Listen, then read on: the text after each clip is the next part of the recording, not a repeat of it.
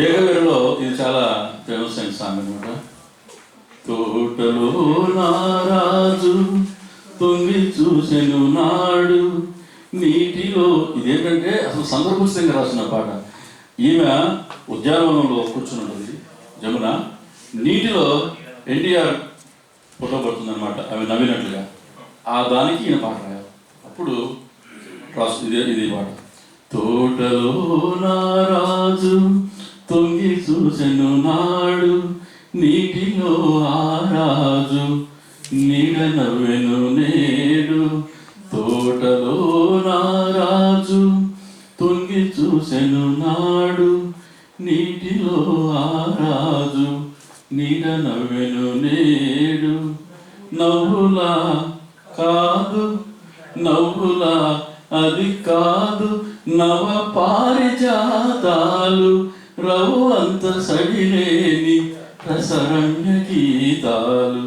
రవ్వంత సడిలేని రసరమ్య గీతాలు. ఆ రాజు ఈరోజు అరుదెంచునా, ఆ రాజు ఈరోజు అరుదెంచునా. అపరంజి కలలన్నీ చిగురించునా. తోటలో నారాజు తొంగి చూసెను నాడు నీటిలో ఆరాజు నీడ నవ్వెను నేడు. ఇది నారాయణ రెడ్డి గారు ఎప్పుడు చెబుతూ ఉంటారు, అది ఆయన బాణీ. ఇది మొట్టమొదట మ్యూజిక్ డైరెక్టర్ దీనికి వేరే బాణీ కడితే అది తోటలో ఆరాజు తొంగి చూసెను నేడు ఇట్లా కట్టారనమాట. తమిళ డైరెక్టర్ ఆయన పేరు గుర్తురాలేదు, మహాదేవన్. అప్పుడు నారాయణ రెడ్డి గారు ఇది కళ్యాణి రాగంలో ఉంటే బాగుంటుందని చెప్పి ఈ రాగం పెట్టారు. చాలా అద్భుతమైన హిట్ అయిన రోజుల్లో. ఇంకా తర్వాత చిట్టి చెల్లెలలో ఒక అద్భుతమైన బెడ్రూమ్ సాంగ్. ఈ రేయనిది ఈ చిరుకాలి మనసైనది ఈ హాయి మాయనిది ఇంతకు మించి ఏమున్నది. ఇది చాలా. తర్వాత ఆత్మీయుల్లో చామంతి ఏమిటే అంటే ఒక పూలు పెట్టుకుని పాటలు చూడండి, అద్భుతమైన ఇది. చామంతి ఏమిటే ఈ వింత ఈ పిలగానికి కలిగినేల వెలిగింత లేని పులకింత.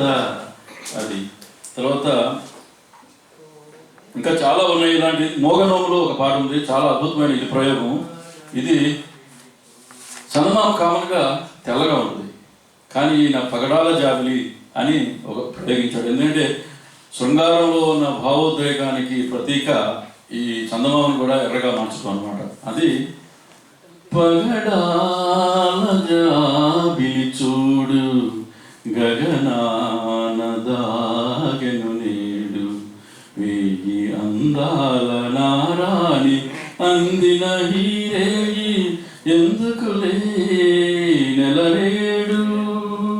పగడాల జాబిలి చూడు గగనాల దాగెను నేడు కోటి అందాల నారాజు అందిన హీరేయి ఎందుకులే నెలరేడు.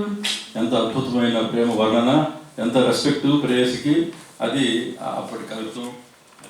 ఇక ఆల్మోస్ట్ అయిపో వచ్చింది.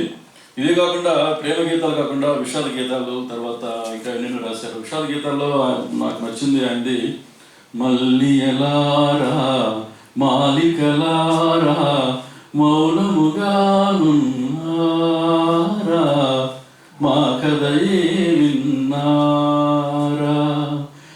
జాబిలిలోనే జ్వాలలు రేగే వెన్నెలలోనే చీకటి మూగే.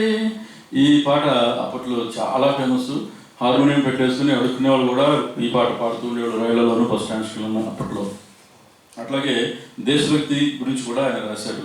కోడవిద్యుని కాపురంలో నీ ధర్మం నీ సంఘం నీ దేశం నువ్వు మరవద్దు నీతిని నిలిపి జాతిని నడిపి మహనీయులనే మరవద్దు అని ఈ నీతిని నిలిపి జాతిని నడిపిన మహనీయులు మరవద్దు అని చెప్పి అది రాశాడు.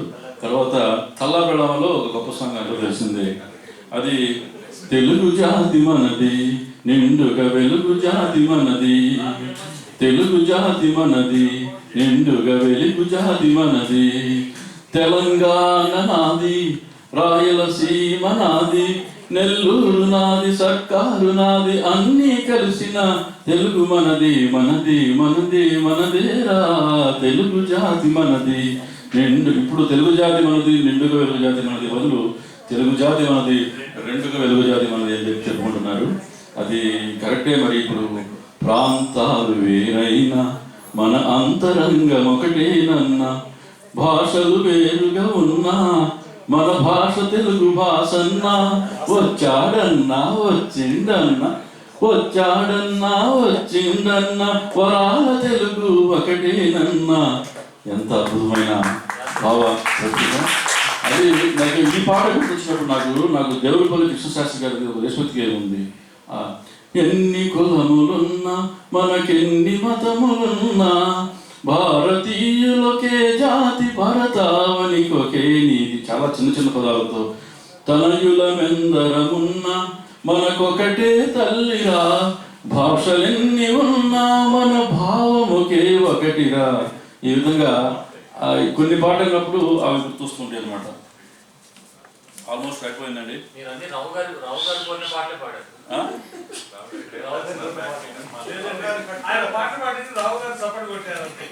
అంతేనా? తర్వాత హిందీ పాటల నుంచి ఆ చూతో తీసుకున్న కొన్ని పాటలు ఉన్నాయి. అది 30 సెకండ్స్ అయిపోయింది.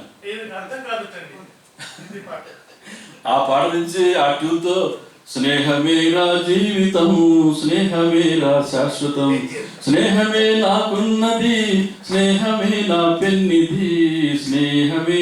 ఇది హిందీ ట్యూను. తర్వాత ఆనాటి హృదయాల ఆనంద దీపం ఇదే, అదొకటి. తర్వాత మోస్ట్ ఫేమస్ అది నీలి కన్నుల నీడలలోన, దూరవలపుల దారులలోన, కరిగిపోయే తరుణమాయే, ఉందిలే ముందుందిలే, అందుకో నన్నందుకో. ఈ అవకాశం ఇచ్చినందుకు మీ అందరికీ. ఆయన గజల్స్ అంటే రొమాన్స్ లేదు కాబట్టి నేను అటువైపు వెళ్ళలేదు. ఆయన గజలు ఒకటి చెప్తాను, రొమాన్స్ ఒకటి. వయసు భయపడుతోంది రక్తికి స్వస్తి అని వెళ్ళాలని వెళ్ళాలని, వయసు భయపడుతోంది రక్తికి స్వస్తి అని వెళ్ళాలని, ప్రియతమా అని జాము రాత్రి పిలుచుకుంటే మంచిది. ఆయన రాసింది. అంటే వేరే ఇప్పుడు ఈ మధ్య వచ్చి బాగుంటున్నాయి ఇవి ఏమంటారు ఇన్ని గజల్స్. ఏం రాసి చాలా ఆయన పాడుతున్నారు. మన రసరాజు గారు కూడా రాస్తారు. అదే నీ పాటే పరిమళించు పద్యములా ఉంది, నీ మాటే యుగాల మధ్యములా ఉంది.